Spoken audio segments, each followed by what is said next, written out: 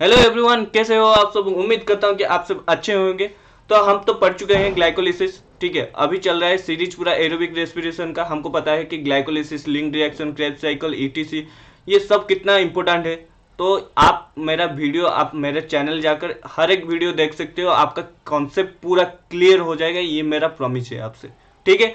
तो चलिए, grape cycle, before Kreb cycle we have to know about glycolysis. तो glycolysis के बारे में थोड़ा बहुत हमको जानना जरूरी है, जो मैं एक्सपेक्ट करता हूं कि आप लोग को पता होगा, ठीक है। हमको पता है कि एक ग्लूकोज मॉलिक्यूल से दो पाइरूवेट निकलता है through glycolysis process. Then pyruvate से हमारा एसिटाइल कोए निकलता है through linked reaction. Then acetyl CoA वो माइटोकॉन्ड्रिया के अंदर जाएगा, क्रेब साइकिल करेगा। क्रेब साइकिल का नाम क्रेब साइकिल क्यों है? क्योंकि इसको डिस्कवर किया था हेंस क्रेब ने, तो उनके नाम के हिसाब से ये रख दिया कि क्रेब साइकिल। देन इसको बोलते हैं ओरेक cycle, TCA tri carboxylic acid और सिट्रिक एसिड साइकिल, CAC लिख देता हूँ, सिट्रिक एसिड साइकिल। क्यों ट्राई कार्बोक्सिलिक एसिड? क्योंकि इनका जो है, जो फास्ट स्टेबल कंपाउंड यहाँ पर देखेंगे साइट्रिक एसिड है, ठीक है, साइट्रिक एसिड है। तो इसीलिए इसको साइट्रिक एसिड साइकिल भी बोलते हैं। ये जो साइट्रिक एसिड है ये 3 कार्बन का होता है, और यहाँ पर कार्बोक्सिलिक ग्रुप भी लगता है, 3 कार्बोक्सिलिक ग्रुप 3COOH, तो इसीलिए इसका नाम भी TCA साइकिल है, ठीक है। तो क्रेब साइकिल को हमको पता है कि क्या उसका दूसरा नाम क्या है ना, TCA try carboxylic acid cycle. क्यों? क्योंकि इसमें 3 कार्बोक्सिलिक एसिड ग्रुप होता है, ठीक है। और सिट्रिक एसिड साइकिल क्यों? क्योंकि इसका फास्ट स्टेबल प्रोडक्ट होता है, कौन? First stable product citric acid होते हैं, तो इसलिए साइट्रिक एसिड साइकिल। तो before Kreb cycle we have to know about some key point. जहां जहां पर भी डिहाइड्रोजिनेज ये एंजाइम आएगा, समथिंग डिहाइड्रोजिनेज, ठीक है, जिसमें भी जो भी एंजाइम में ये लगा होगा, तो उसका मतलब ये जान लो कि वो NAD से NADH बना रहा होगा। ये तुमको मतलब मगअप करना है, ठीक है। डिहाइड्रोजिनेज एंजाइम जहां जहां पर भी आएगा, तुम्हारे ग्लाइकोलिसिस हो, क्रेब साइकिल हो, ETC हो, जहां पर भी आएगा, तुमको ये पता होना चाहिए कि ये फाइनली में ये एक NADH2 FADH2 दे रहा होगा। ये याद रख लो। ये जो क्रेब साइकिल है ये तुम्हारा कंप्लीट ऑक्सीडेशन करता है, ग्लाइकोलिसिस की तरह पार्शियल ऑक्सीडेशन नहीं करता है। पार्शियल ऑक्सीडेशन मतलब वहां पर CO2H2O नहीं निकलता है, यहाँ पर CO2H2O and a lot of energy निकलता है। हालांकि ATP फॉर्म में कम निकलता है, मगर NADH FADH2 ये सब ज़्यादा ही निकलता है। वही NADH2 FADH2 ETC में जाकर वो कन्वर्ट हो गए ATP में, ठीक है। तो एक NADH मॉलिक्यूल बराबर होता है 2.5 ATP, अप्रोक्सीमेटली 3 ATP के बराबर होता है। वैसे ही एक FADH2 वो कितने का ATP बराबर होता है ना, 2 ATP बराबर होता है। ये कैसे कन्वर्ट होगा NADH से NADH2 से ATP? Through ETC cycle. ETC में मतलब जो हमारा इलेक्ट्रॉन ट्रांसपोर्ट चेन, ETC का फुल फॉर्म। तो इसके ऊपर भी मैं एक वीडियो बना चुका हूँ, वो भी अपलोड कर दूंगा, ठीक है। तो वो भी आप जाकर देख सकते हो मेरे चैनल में जाकर। और एक बात ये भी याद रख लो, जो क्रेब साइकिल के अंदर एक एंजाइम आएगा, सक्सिनेट डिहाइड्रोजिनेज। ये बहुत ही इंपॉर्टेंट एंजाइम है। हमारा क्रेब साइकिल में जितने भी एंजाइम लगेंगे वो माइटोकॉन्ड्रियल मैट्रिक्स के अंदर होंगे, ठीक है। ये माइटोकॉन्ड्रिया हो गया, ठीक है, ये माइटोकॉन्ड्रियल हो गया। हमको पता है ग्लाइकोलिसिस कहाँ पर होता है, ग्लाइकोलिसिस कहाँ पर होता है ना, साइटोसोल में होता है, ये याद रख लो। ये क्रेब साइकिल कहाँ पर होता है ना, तुम्हारा मैट्रिक्स में होता है, मैट्रिक्स में होता है, माइटोकॉन्ड्रियल मैट्रिक्स। माइटोकॉन्ड्रियल मैट्रिक्स पे तुमको सब एंजाइम मिल जाएगा एक्सेप्ट सक्सिनेट डिहाइड्रोजिनेज, जो कि तुम्हारा इनर माइटोकॉन्ड्रियल मेम्ब्रेन में पाया जाता है। तो comes to the Kreb cycle. तो हमको जैसे कि पता है 1 ग्लूकोज मॉलिक्यूल कन्वर्ट हो जाएगा 2 पाइरूवेट मॉलिक्यूल में, ठीक है। ग्लूकोज मॉलिक्यूल का 6 कार्बन होता है, पाइरूवेट में 3 कार्बन होता है। तो ग्लाइकोलिसिस के थ्रू 2 पाइरूवेट हो गया। तो हम यहाँ पर जो चल रहा है, तो मैं एक पाइरूवेट लेकर चल रहा हूँ, आप उसमें 2 मल्टीप्लाई कर देना, ठीक है। तो पाइरूवेट, एक पाइरूवेट मॉलिक्यूल वो in presence of pyruvate dehydrogenase, तो वो बना देता है एसिटाइल कोए। ये होता है 2 कार्बन का। तो एक कार्बन का कहाँ गया ना, CO2 के फॉर्म में से बाहर निकल गया। डिहाइड्रोजिनेज एंजाइम है, तो मतलब यहाँ पर NAD से NADH2 हो रहा है। मैं तुमको यहाँ पे बोला था डिहाइड्रोजिनेज जहाँ जहाँ पर भी होगा वहाँ पर NAD से NADH2 होगा, आइदर NAD से NADH2 होगा, नहीं तो FAD से FADH2 होगा। तो वहाँ यहाँ पर वही हुआ, पायरुवेट से एसिटाइल कोए बना, तो यहाँ पर पायरुवेट रहा और डिहाइड्रोजिनेज रहा, क्योंकि यहाँ पर NAD से NADH2 बन रहा है। और ये एसिटाइल कोए जो है 2 कार्बन का है, ये पायरुवेट जो है 3 कार्बन का है। तो एक कार्बन कहाँ गया ना, CO2 के फॉर्म बाहर निकल गया। तो यहाँ पर क्या होता है, जब एंटर करता है वो ऑक्सैलो एसिटिक एसिड के साथ मिलकर साइट्रिक एसिड बनाता है। तो ये ऑक्सैलो एसिटिक एसिड होता है 4 कार्बन का, ये होता है 2 कार्बन का, तो मिलके हो जाता है 6 कार्बन का। तो साइट्रिक एसिड जो है वो है 6 कार्बन का एक molecule with the help of क्या ना साइट्रेट सिंथेज। देखो यहाँ पर मैं जितने भी तुम्हारा सबस्ट्रेट है, यहाँ पर प्रोडक्ट सबस्ट्रेट जो भी है उसको मैं स्काई कलर में मार्क किया हूँ। जो यहाँ पर एंजाइम लगा है वहाँ इसको मैं ग्रीन कलर में मार्क किया हूँ, ठीक है। और जहाँ जहाँ पर तुम्हारा NADH2 FADH2 ATP मॉलिक्यूल निकल रहा है उसको मैं पिंक कलर से मार्क किया हूँ, ठीक है। तो आज आते हैं यहाँ पर एसिटाइल कोए 2 कार्बन का है, ऑक्सैलो एसिटिक एसिड 4 कार्बन का है, मिलकर बना दिए 6 कार्बन का एक साइट्रिक एसिड साइकिल। यहाँ पर तुम्हारा H2O मॉलिक्यूल इन्वॉल्व होता है विद द प्रेजेंस ऑफ, कैसे बना, विद द प्रेजेंस ऑफ एक एंजाइम होता है साइट्रेट सिंथेज। देन आते हैं सिट्रिक एसिड से cis aconitic acid with the help of enzyme aconitase and a cofactor that is known as Fe2+ iron, ठीक है। यहाँ से एक वाटर मॉलिक्यूल भी निकलता है। देन सिस एकोनिटिक एसिड 6 कार्बन का होता है, वो कन्वर्ट हो जाता है आइसोसाइट्रेट, साइट्रिक एसिड से आइसोसाइट्रेट में कन्वर्ट हो गया, सॉरी साइट्रिक एसिड से सिस एकोनिटिक एसिड से आइसोसाइट्रेट में कन्वर्ट हो गया। ये भी 6 कार्बन का होता है। सिस एकोनिटिक एसिड से आइसोसाइट्रेट बनने के लिए एकोनिटेज एंजाइम चाहिए। देन एक वाटर मॉलिक्यूल यहाँ पर इन्वॉल्व होता है, यहाँ पर निकलता है, यहाँ पर इन्वॉल्व होता है, ठीक है। देन आइसोसाइट्रेट से क्या बनता है ना, अल्फा कीटो ग्लूटारिक एसिड। ये ऐसा ही एक मतलब सबस्ट्रेट है यहाँ पर जो कि 5 कार्बन का होता है। नहीं तो क्रेब्स साइकिल में किसी भी कंपाउंड 5 कार्बन का नहीं होता है, नहीं सब 6 कार्बन नहीं तो 4 कार्बन का होते हैं मोस्टली। ये एक मतलब सबस्ट्रेट जो कि 5 कार्बन का होता है। तो 5 कार्बन 6 कार्बन से 5 कार्बन हुआ, तो एक कार्बन कहाँ गया ना, CO2 के फॉर्म निकल गया। यहाँ पर भी देखो तुमको जब 3 कार्बन से 2 कार्बन आया तो एक कार्बन कहाँ निकल गया ना, CO2 के फॉर्म बाहर निकल गया। तो ये वही कॉन्सेप्ट, जब 6 कार्बन था आइसोसाइट्रेट, जब alpha keto glutaric acid 5 carbon को हुआ तो एक कार्बन कहाँ गया ना, कार्बन डाइऑक्साइड के फॉर्म बाहर निकल गए। तो जब जब कार्बन डाइऑक्साइड भी निकलता है वो भी तुम ये भी याद रख लो, वहाँ पर भी NAD से NADH2 होता है। तो अगर NAD से NADH2 होगा तो यहाँ पर कोई डिहाइड्रोजिनेज एंजाइम काम कर रहा होगा। तो यहाँ पर कौन सा डिहाइड्रोजिनेज एंजाइम काम कर रहा है ना, आइसोसाइट्रेट डिहाइड्रोजिनेज एंजाइम काम कर रहा है। तो देन आता है अल्फा कीटो ग्लूटारिक एसिड से सॉक्सिनाइल कोए, ये होता है 4 कार्बन का, ये 5 कार्बन का है अल्फा कीटो ग्लूटारिक एसिड, ये 4 कार्बन का है सॉक्सिनाइल कोए एंजाइम। तो तुम बताओ एक कार्बन कहाँ पे गया ना, कार्बन डाइऑक्साइड के फॉर्म बाहर निकल गया है या नहीं, कार्बन डाइऑक्साइड के फॉर्म बाहर निकल गए। जब भी कार्बन कम हो रहा है तुमको याद रखना है कि कार्बन डाइऑक्साइड के फॉर्म बाहर निकल गए। जब कार्बन डाइऑक्साइड निकलता है तुमको ये भी याद रख देना है कि इस क्रेब्स साइकिल में जब कार्बन डाइऑक्साइड निकल रहा है वहां पर NAD से NADH2 भी होता है, ठीक है, NAD से NADH2 भी होता है। तो NAD से जब NADH2 होगा तब कौन सा एंजाइम लगेगा ना, डिहाइड्रोजिनेज। तो यहाँ पर कौन सा डिहाइड्रोजिनेज लगेगा ना, alpha keto glutaric dehydrogenase.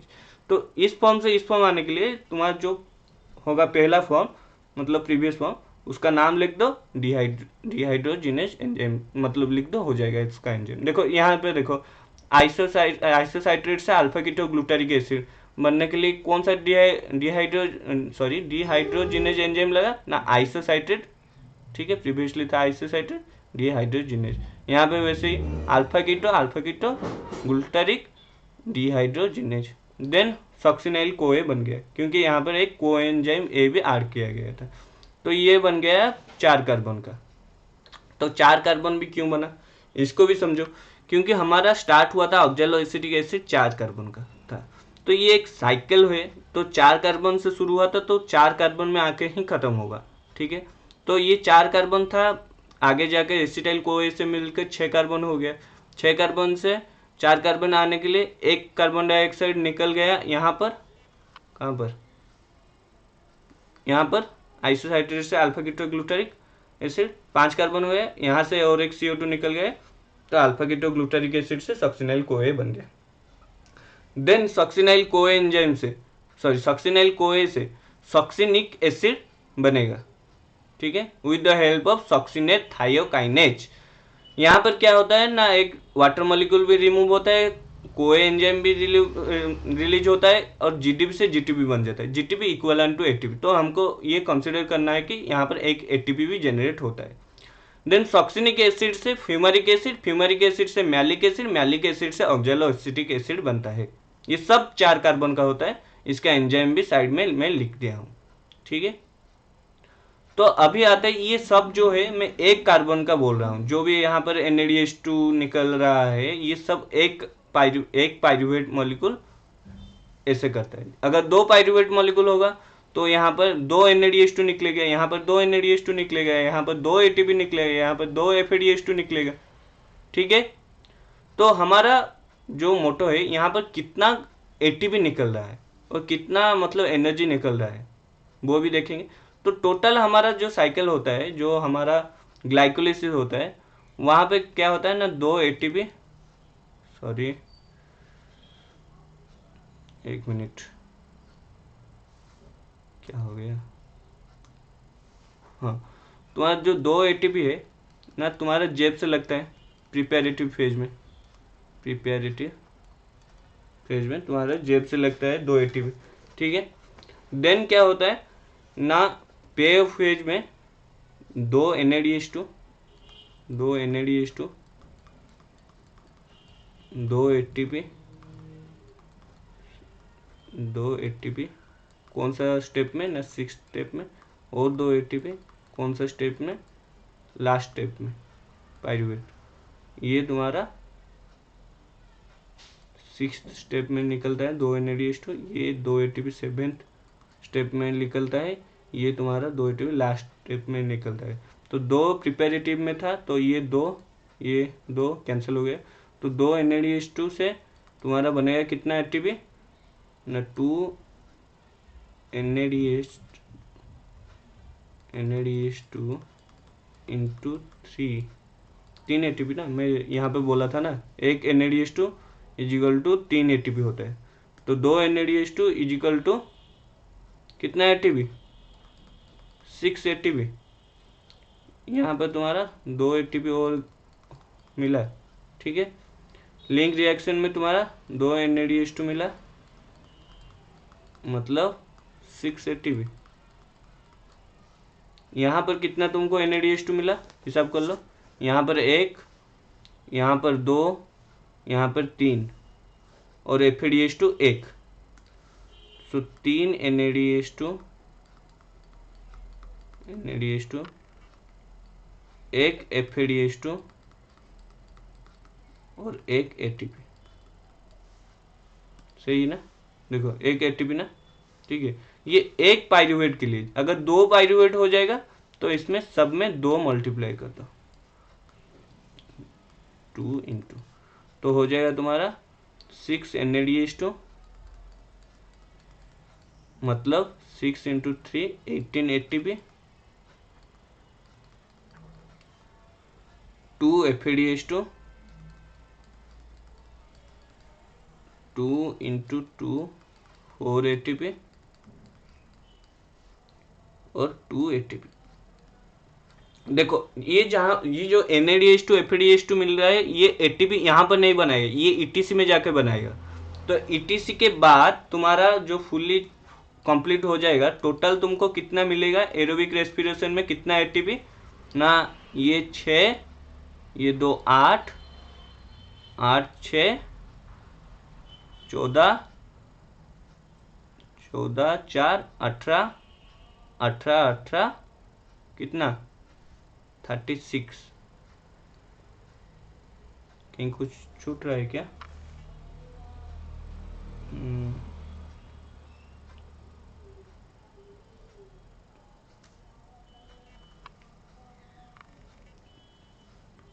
36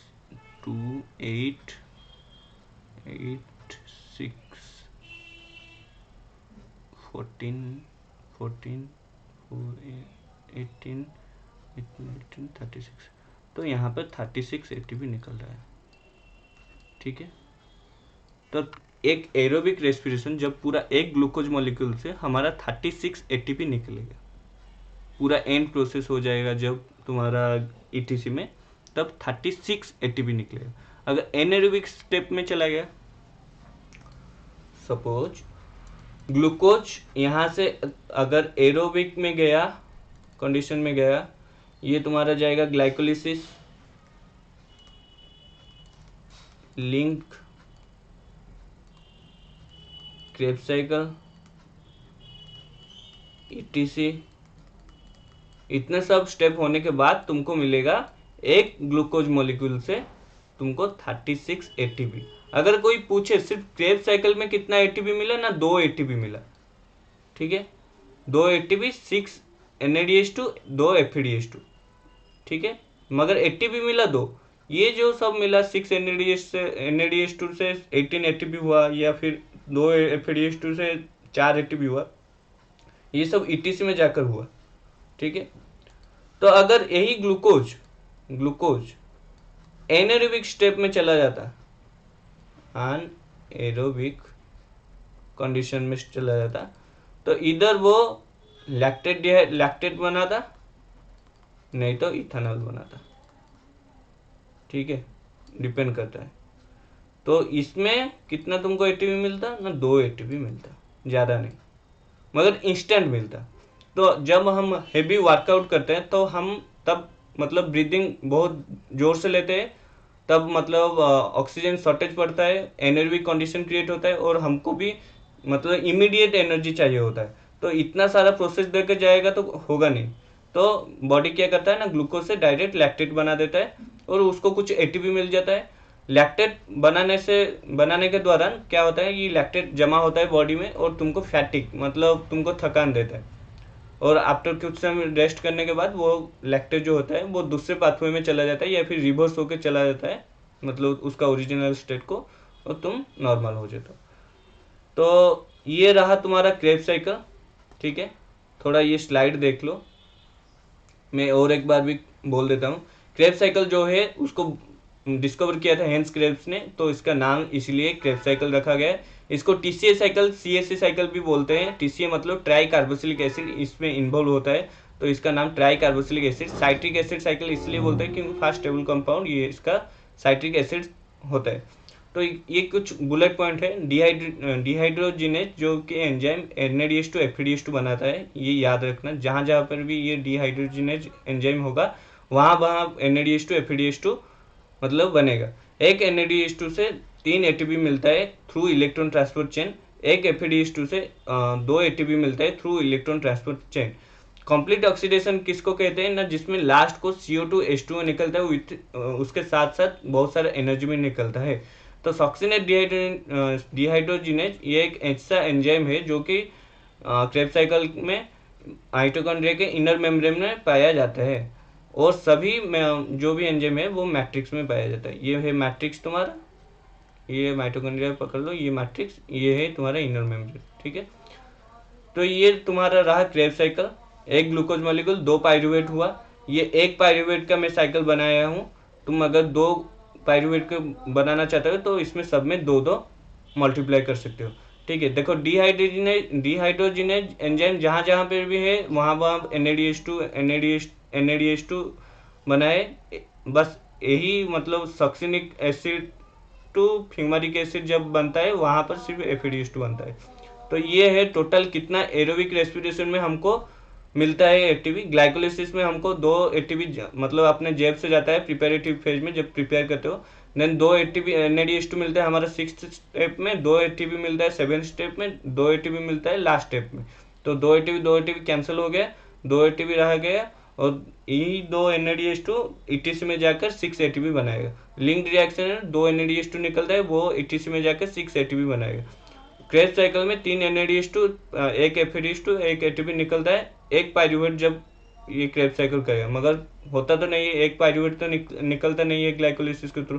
glycolysis के थ्रू दो पाइरूवेट निकलता है, तो दो यहाँ पर मल्टीप्लाई किया तो 6 NADH2 2 FADH2 2 ATP। 6 NADH2 मतलब 18 ATP, 2 FADH2 मतलब 4 ATP।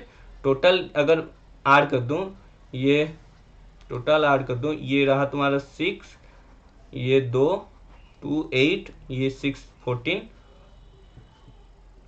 ये 4 18 18 18 36, सॉरी 36 ATP। तो टोटल 36 ATP। तो आज के लिए इतना ही, बाय बाय।